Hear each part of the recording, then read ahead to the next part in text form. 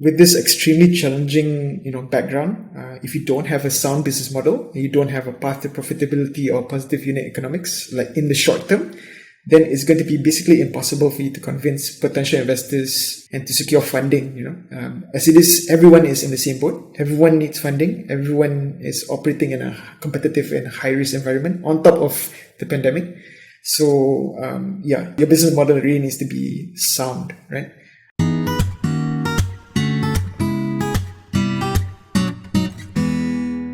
Welcome to the Getting Funded MY podcast by iSearch. So today we have Haddy, the COO of MoneyMatch, on the show. So MoneyMatch is a multinational fintech company that focuses on international payments. So today I'll be discussing with Haddy on how MoneyMatch managed to obtain 18.5 million in funding. So welcome to the show, Haddy. Thank you, Benjamin. Nice to be here. All right. So let's begin. So could you share about the story of MoneyMatch and also what are the problems that you guys aim to solve? Sure, yeah. MoneyMatch, we started back in 2015 when our Malaysian co-founders, Adrian, Nathan and Fazil, identified the need for a lower cost and faster option for cross-border payment and individual remittances. Through their professional and personal experiences, they discovered that traditional banks generally favor large corporations when it comes to facilitating cross-border transactions. And normally individuals and SMEs, you and me, are considered like the underserved because we face relatively expensive foreign exchange fees, rates, as well as limited payout methods. Right? And on top of that, it's generally quite slow. So this revelation inspired them to try and disrupt the traditional players in the space by applying the latest technologies and to rethink of how to approach finance altogether, right? So talking about that, some of the earlier problems that MoneyMatch aimed to solve earlier on was basically number one was gaining customers' trust, and number two was obtaining all the necessary regulatory approvals, since this is financial services and it's a very regulated space. By choosing to employ the latest technology, such as back then it was a pioneering method of onboarding customers, which is eKYC or electronic know your customers, as well as blockchain technology. This means that, when you apply such cutting-edge technology, there's additional operational, regulatory, and compliance issues that need to be addressed on top of building the actual business, right? At the same time, being, a startup with little funding at the beginning, it means that, we had to find innovative ways of marketing and reaching out to potential customers. So, often at minimal or no cost, utilizing MoneyMatch's own limited staff. So this was, if you talk about startup, this is the true hustle mentality that we employed at the beginning. Despite all this, we pressed on with the core belief that traditional finance needs to be rethought. And the first step on that journey was that everyone deserved a better cross-border payment service compared to what was existing at the time. All right. So could you share how can a typical SME benefit from MoneyMatch cross-border services? So maybe just to give a little bit of color, MoneyMatch, we primarily service SMEs. So about 70-80% of our volume comes from SMEs, although we do service individuals as well through our mobile apps. But yeah, we've sort of our solution is more geared towards SMEs because we understand the space and we understand the difficulties, and as well as the infrastructure that we've built is more focused on helping businesses. More when you want to settle payments, international payments, paying your suppliers. So how we can help is provide much cheaper rates than what you can get from the banks. And that's just basically due to our scale, right? Because we're effectively like an aggregator. Well, one SME, not too sure if you're familiar, but most SMEs don't actually have bargaining power against the bank. And you actually need to be a very big SME to actually get special services from the bank. And when I'm talking about tens of millions of ringgit worth of revenue, then only we can start talking about special rates, right? So MoneyMatch, because we are sort of aggregator, we have a lot of customers. We have about 3,000 over SME customers doing about 80 to 100 million ringgit a month. So we have that bargaining power. So we bargain with the bank on SME's behalf, and we can get you the best possible rates for pretty much a lot of currencies. I think now we service about 40 currencies to about 84 countries. So savings in costs is number one, obviously, very good for business. Number two is a very flat fee structure. We charge flat fees, and it's very straightforward. It's very transparent what we charge. It's mostly ringgit for native currency transactions. What I mean by native is like USD to USA sort of thing. If it's like USD to Singapore, then it's not native, but it's not that much more expensive. Right? Oftentimes when you talk with banks, the fees are very complicated. They may say, oh, upfront you only pay 15 ringgit, but actually behind the scenes, when you send, let's say if I want to send 100,000 US dollars to US, suddenly, along the way, the beneficiary will receive like 999.50 or something like that, because along the way, someone has taken fees. And they don't tell you this upfront. And to be fair to the banks, is because they go through a network of many different banks, right? So maybe somewhere along the way, they will charge a fee, which they may not know and tell you upfront. Whereas for us, we make it very clear that your beneficiary, if you send 100,000 US dollars, your beneficiary will receive 100,000 US dollars. Yeah. So that helps a lot when it comes to SMEs, because you're settling invoices, right? Of course, there can be some suppliers who are very picky. Like maybe if you're short a few dollars, they will decide to hold your shipment. So irritating things like that can be avoided using us. And one last thing quickly is also that we utilize a lot of technology in what we do. So certain corridors, we utilize the latest blockchain networks, which allow almost instantaneous transfers, even for large transaction sizes. So that helps, obviously, businesses making payments faster enables your suppliers to release services and goods faster. So yeah, that's basically how we can help customers.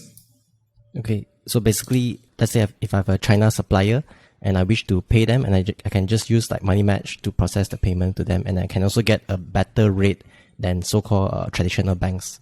Correct. Yeah, exactly that. All right, great. So let's move on to the funding process. So MoneyMatch has raised 18.5 million. So could you share with us how's the funding journey like? Sure. Yeah, it's been quite a journey actually. So yeah, as you know, it's been reported in the news. We recently closed our Series A funding. Total is about 18.5 million ringgit. This was done over 2 tranches. So the initial tranche was in 2019. That was led by Cradle Seed Ventures, which is basically a government investment arm to help aspiring startups such as ourselves, especially in the space of technology. And the second tranche was led, we closed it earlier this year, 2021, and that was led by CAF Investment Bank. And along the way, although those two parties were the main lead investors in each tranche, there were various other angel and VC investors which participated in both tranches. It was not an easy process. The second tranche that we closed this year was actually supposed to be closed last year, around March. And as you all know, March was exactly when COVID-19 hit Malaysia very, very hard. And that resulted in quite a few things. The number one impact was a lot of our customers were very heavily hit. Business was bad, demand was down. The second impact was that investors were also extremely cautious and took a wait-and-see approach. And this basically aggravated the whole situation, right? MoneyMatch, we had to dig deep, made a lot of hard decisions to stay afloat, but luckily we survived. And in fact, now we're doing better than we were back before March last year. And this basically allowed us to, pique the interest of institutional investors such as CAF Investment Bank. Having CAF Investment Bank on board, further validated our disruptive business model. As we look to continue scaling up with new fintech product launches and overseas expansions. As part of the fundraising round, we also secured a venture debt facility under Malaysian Debt Ventures Technology Startups Funding Relief Facility. And we're also participating in the digital banking scene, trying to basically provide services to multiple consortiums which are looking to leverage on our proprietary cross-border payments network to power the respective digital bank applications per se.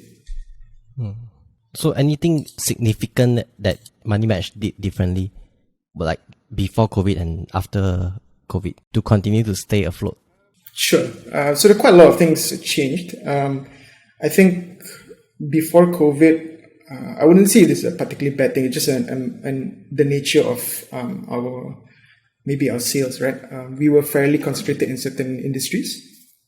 So before COVID, we were very quite concentrated in the hospitality and travel segments, just because that segment was a very good fit for us, where we were a member of MATA, a very prominent member of MATA. That's MATTA, right? The Malaysian Travel and Tourism Association, right?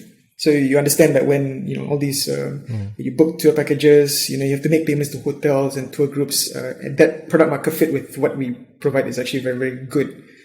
Yeah, so we were very big there. And obviously, because of all the international lockdowns and travel restrictions, basically that whole industry died overnight, essentially. Right? So we had to basically pivot very quickly, try to diversify the customer base. And that was the number one difference. I think number two was that I think you hear a lot of companies, cut salaries and all that. I think we collectively decided not to, because we didn't see the impact would have been quite minor, to be quite honest, because we are a fairly young workforce. We don't pay ourselves that much anyway. So it wouldn't have made sense to, reduce morale, cut our staff's, purchasing power, and maybe potentially, reduce their motivation to work for no particular gain, right? It doesn't extend the runway maybe 1 or 2 months. It doesn't really help. But what we did towards the end of the year, when things were getting a bit tighter, was that the senior management, myself included, we decided that we would take no salary. So instead of cutting everyone's salary, we would just cut our own salary by 100%. So I think about 4 or 5 of us decided to just cut the top management all cut the salary by 100%. And that gave us another 1 or 2 months. Wow. Yeah. And so that was some of the hard decisions that we needed to make. And luckily, we managed to get through that part. And that's sometimes sacrifices need to be made, but we felt that it's better. We are in a more fortunate position to be able to survive compared to the rest of our staff, right? Better that the rest of them don't have to feel the pain. We can stomach the pain. Maybe they can't. So it's better if we sacrifice on their behalf. I like this strategy. I like hopefully how that answers your question. Yeah, I think it really answers the question. And also I like how instead of cutting salary, you put your focus on to pivoting to different verticals. Like, for example, the hospitality is not working, so you try to pivot to different verticals so that you can continue to keep your business alive while having the staff motivation continue to remain high. Yes, yeah. At the end of the day, of course, we tried to, I wouldn't say it's pivoting so much, because at the end of the day, we're still targeting customers, we're still onboarding them, right? I guess the other aspect of it would be so for example, for us to onboard customers, we actually need to visit the customers, right? It's part of the knowing your business sort of onboarding procedure. Just like how if you're a bank, if you're a SME, you want to go to a bank and open an account, right? You need to bring all your Form 49, Form 24, all those sort of things, right? So for us, we actually have a team of relationship managers going around collecting those and, just making sure that the business is legitimate and that, having a good idea of the products that they're manufacturing or selling. So obviously during lockdown, we can't do that, right? So we have a very good relationship with Bank Negara Malaysia. So we sort of propose alternative ways of doing this, right? So we can do video onboarding, and then subsequently when restrictions were removed, then we can go and continue the onboarding, right? But in the meantime, we can sort of put controls in place and onboard them first and provide the service then, because that's when people actually need the service, right? When you cannot go out and do things, right? Yeah. But I think even for our customers themselves have pivoted, to be honest. So some of those travel companies, they pivoted, cannot do travel. Now suddenly they're importing, PPE or masks, So I really kudos to them. I think as a business, you just need to adapt. Okay. So having raised this 18.5 million, how do you plan to utilize these funds? Sure. To be fair, this 18.5 million is obviously we didn't raise it all in one shot. It's been over time. So perhaps some of this money has been spent, but some of it obviously is still earmarked for certain things. So maybe let me just run down what we plan to do with it. Number one is basically market expansion. We're licensed in Malaysia, Brunei, and Australia. And we launched in Brunei and Australia last year, actually, just before COVID hit. So obviously expansion in those jurisdictions has been somewhat limited because of lack of funding. So this additional funding will help us ramp up growth in those areas where we're already licensed, right? On top of that, we had planned to expand further to other countries, even from last year. But obviously we delayed that because of COVID and all that. So the first countries on the line that we're planning to expand to is Singapore, Hong Kong, and potentially New Zealand and Indonesia. And so the funds will basically be used to satisfy regulatory capital requirements, licensing application and local office setup. All of these are fairly expensive and capital intensive endeavors, especially for places like Singapore and Hong Kong. So now that we have the funds, we can continue on with our plans. These are not new plans. These are just plans which were somewhat delayed because of COVID.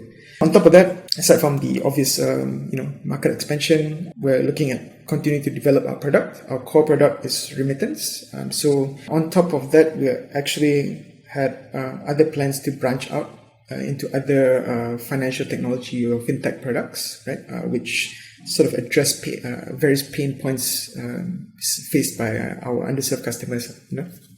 And being a business-focused fintech, we aim to apply the same sort of mentality to help businesses. Whether it's SME financing, insurance, or whatever it may be.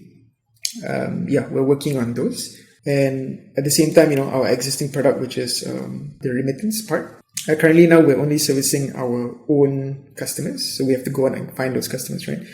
I think we've reached a stage where we're looking to scale up and effectively, I would say it's somewhat like white labeling it. It's basically like offering our network to other licensed money transfer operators.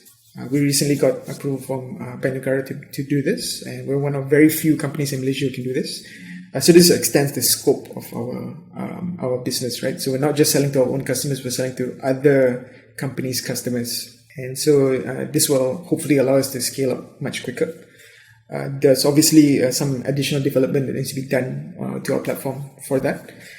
And that also leads on to the next point, continuous tech enhancements, user interface and user experience improvements. Some of these things we had to postpone due to COVID and other priorities, but now as we move towards this space where we're looking to expand our product line and improve our existing product, it requires quite a bit of investment in the tech space. So that's like by new features, new tools, hiring the appropriate talent as well. Tech talent is quite hard to come by in Malaysia, good tech talent at least, and so having more funds allow us to compete with more of the other more established players and to attract the appropriate talent to help us develop and move forward. On the other side, we also need to spend money on increasing brand awareness. I think most people don't know who MoneyMatch is. It's very word of mouth. So to be fair, that's something that we have, even from day one, our co-founders, I wouldn't say they're not big fans, but they just haven't focused very much on marketing, right? Because unlike a lot of other tech companies where you just spend a lot on marketing and you'll succeed, for us, we wanted to make sure that the product works very well because it's financial services, right? Companies are trusting us with like millions of ringgit worth of transactions. So we need to make sure the product works really well first. And then now that we have a little bit more funding, now we can spend a little bit more on marketing and brand awareness, right? That's basically how we plan to use the funds. Quite a lot of things. Yeah, I think the most capital intensive one would be the market expansion where you need to get all the licensing and regulatory compliance.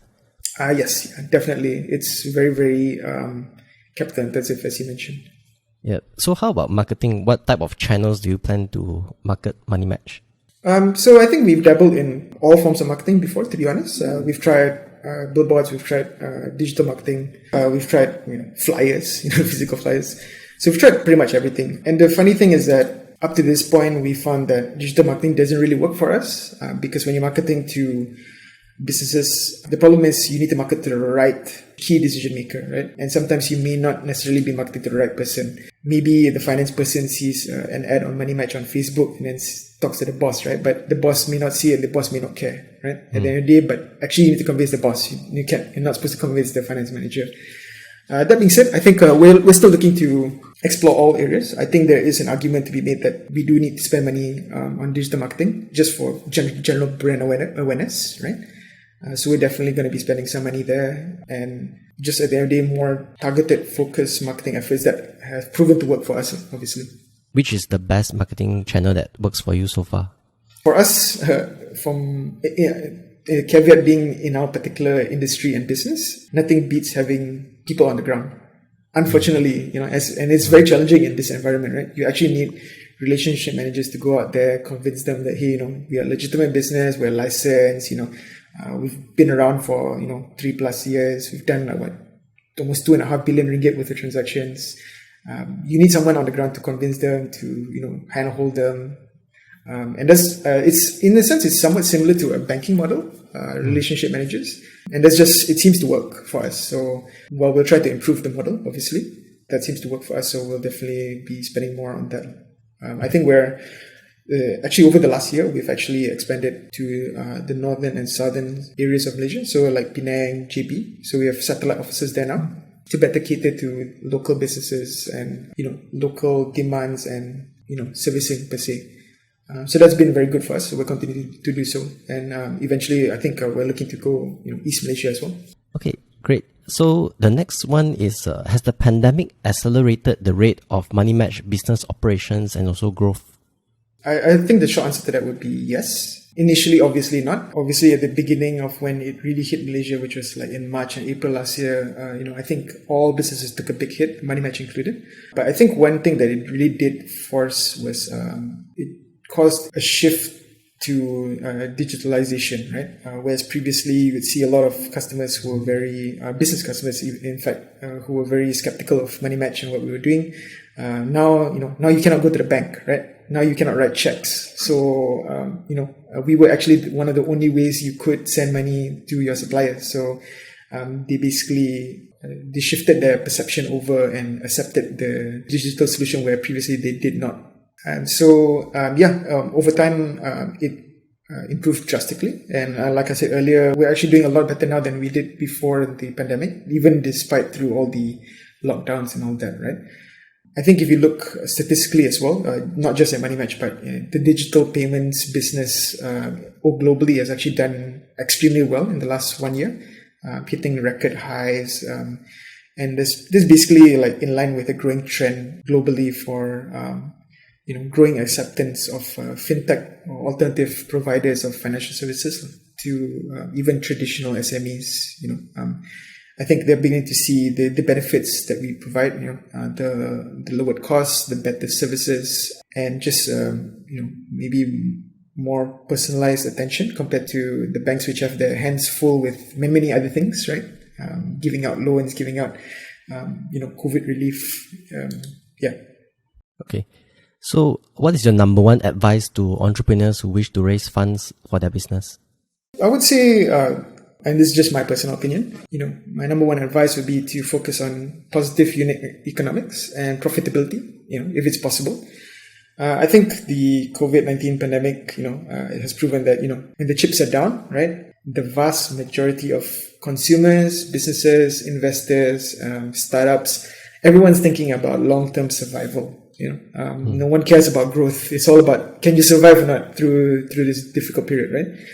And with this extremely challenging, background, if you don't have a sound business model, you don't have a path to profitability or positive unit economics, like in the short term, then it's going to be basically impossible for you to convince potential investors and to secure funding, as it is, everyone is in the same boat. Everyone needs funding. Everyone is operating in a competitive and high risk environment on top of the pandemic. So, your business model really needs to be sound, right? If you're just looking to lose money and grow, you better have a really, really big war chest to be able to survive. We still don't. We're in August of 2021. This all started in February, March 2020. It's been a good almost 1.5 years already, right? And we still don't see a path out of this anytime soon. So you do need to survive until then, and you won't be able to survive if you're making losses all the way, right? I think the number one thing an entrepreneur should ask yourself is put yourself in the investor's shoes, right? Why should an investor or institution give you money if you can't provide a return on their investment fast, despite the pandemic? A pandemic or no pandemic, investors want a return on their money. And I think in a pandemic situation where, funds are very valuable, why should they part with it if you're not going to provide either a good return or a return quickly, right? And that's just a harsh truth, but that's the reality that we see on the ground at the moment, even in our our ongoing fundraising efforts. Yeah. Yep. So can I say that entrepreneurs who can prove to investors that they have an edge during this pandemic, then the chances of them getting the funds would be much higher? Yeah, you could definitely say that for sure. At the end of the day, it's all about numbers, right? Revenue, profit is basic stuff like that, which maybe previously could be sidelined a bit, but now it's basically front and center, right? Yeah. No revenue, no profit, don't even bother. Investors are not going to care.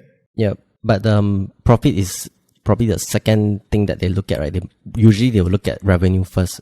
Yeah, I mean, they're looking at growth and revenue as well. But I think at the end of the day, like sort of what I said earlier is that it's not just about revenue anymore. It's like, can you break even soon or not, right? Like, are you going to require more funding soon? Because if you are, then they may not be interested. Yeah. Okay. All right. So to wrap up, is there anything else that you would like to share with the audience? I guess maybe just share some life lessons that I've learned along the way, especially in these challenging times. So I guess specifically you're talking about like the startup scene, but I think it's applicable to pretty much entrepreneurs and just life in general, right? Pretty much, I think the lesson would be that any adversity can be overcome as long as you have the right mindset. As cheesy as it sounds, having a positive mindset usually results in positive things happening. I mean, obviously, of course, sometimes things don't go according to plan or they don't go your way.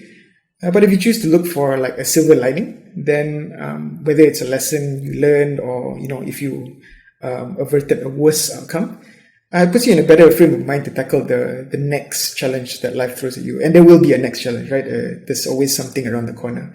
And it builds that resilience that you need as an individual, as a entrepreneur, as a business, right? There's always going to be challenges.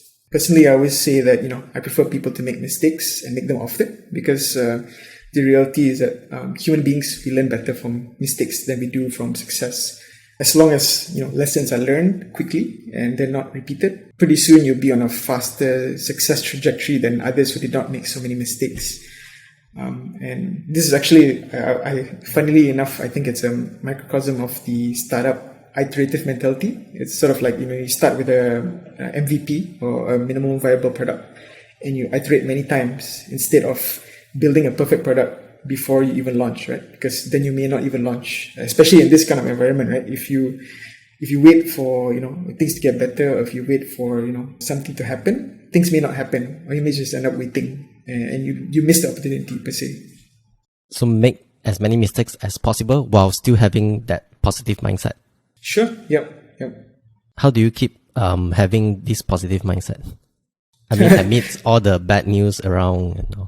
Maybe it's just me personally. I think it's a personal choice, right?